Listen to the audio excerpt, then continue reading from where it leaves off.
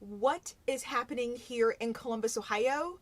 Let's let the numbers and the stats tell us. Keep on watching.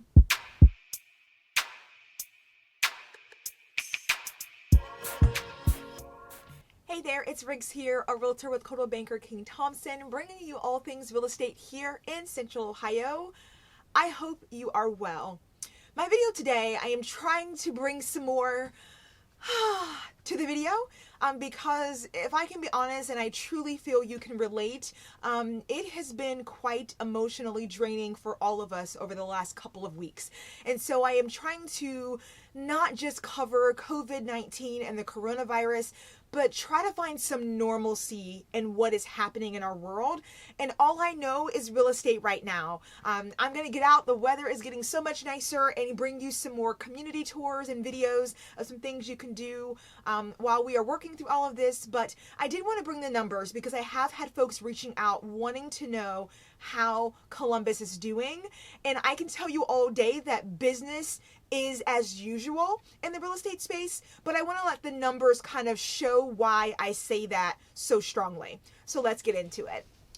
All right, so what we're going to do is look at the last 2 weeks from the date of this video. So the dates we're looking at are March 12th through March 19th, and then we're going to go March 19th through March 26th. So we're looking at the last 2 weeks at the date of this video to look at real estate activity. I think that is fair because at the start of this 2 weeks is when a lot of these COVID-19 stay-at-home orders were starting. So I think it's a great kind of baseline stat to look at. And then the following week with us being full-blown in everything that has changed, what do the stats look like as well? So let's jump in.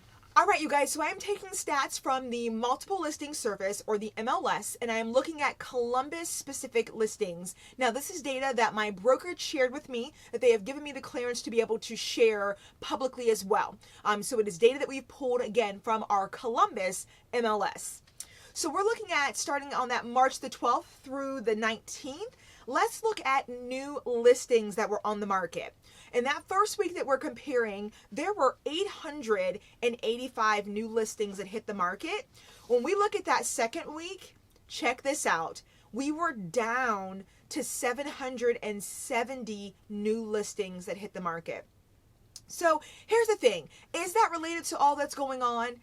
Absolutely. I think you certainly have sellers right now who just do not feel it makes any sense to list their home. And think about that. I mean, they have to leave their home while buyers come through and tour the home, or even while agents come through and do virtual showings. It's kind of challenging in many respects because you don't have places to go easily as we did before. So I wasn't surprised by this at all, but what you can see is sellers are still listing their homes for sale. So again, business is still continuing. There are still some sellers who are wanting to make this happen regardless of the circumstances that we are in. The next thing we're going to look at is the number of transactions in contract, or homes in contract. So let's go back to our March 12th through the 19th date. There were 278 transactions in contract during that week. Looking at that second week, look at how this number jumped. This one was shocking to me, but then at the same time, I was kind of like, makes a lot of sense. We are now at 597 transactions or homes went into contract within those 2 weeks. And I think the reason is those buyers who are truly serious, maybe they have circumstances that are causing them where they have to buy, or folks who are just been doing this and are just wanting to find their home, are serious, and regardless of circumstances, they want to capitalize on the lower interest rates, and quite frankly, they want to capitalize on the fact that some buyers who just entered the market aren't comfortable moving forward and have pulled away. And you've got those buyers who have been at this for a little while, maybe even getting beaten out many times for a home, are wanting to take advantage. That is my perspective, but I do believe that's what we're seeing. But that type of a jump is quite impressive, that folks are still putting homes in contract even during this time.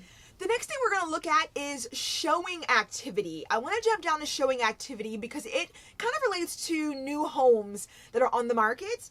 If we're looking at that March 12th through the 19th time frame, there were 1,187 showings, and these are just showings on Coldwell Banker King Thompson listings, not the entire MLS for Columbus. Like, we don't have access to really pull that. So we are looking at Coldwell Banker listings. There were 1,187 showings during that first week we're comparing.